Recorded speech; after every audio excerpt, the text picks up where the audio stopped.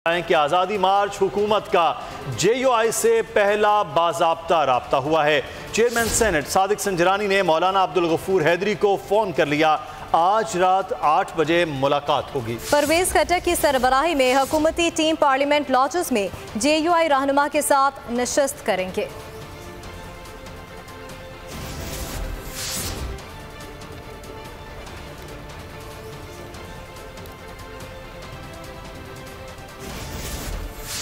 हुकूमत और JUIF के दरमियान पहले बाज़ाब्ते राब्ते पर इस वक्त चेयरमैन सेनेट और अब्दुल गफूर हैदरी के दरमियान राब्ता हुआ और मुलाकात जो है वो आज होगी। इस वक्त रहनुमा JUIF मौलाना अब्दुल गफूर हैदरी साहब हमारे साथ मौजूद हैं। बहुत शुक्रिया मौलाना साहब आपके वक्त का। हुकूमत ने आपसे राब्ता किया है, क्या मामलात तय पा जाएंगे?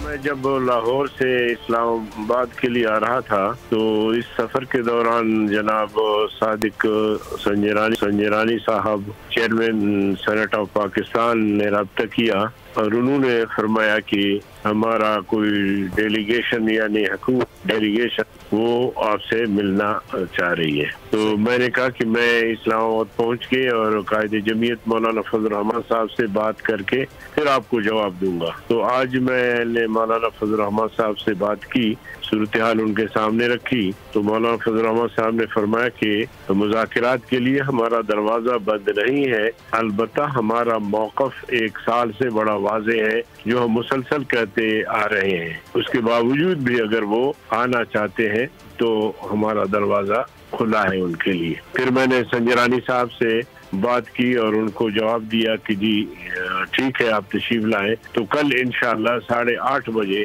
वो मेरे यहाँ तशरीफ लाएंगे। तो उनकी जो पूरी टीम है वो तशरीफ लाएंगे और बातचीत होगी। देखें कि उनके पास क्या तजावीज़ है और क्या एजेंडा है, फिर उस पर गौर करें। मौलाना साहब ये भी बताइएगा कि JUI का सबसे पहला जो मुतालिबा है वो वज़ीर आज़म का इस्तीफ़ा है।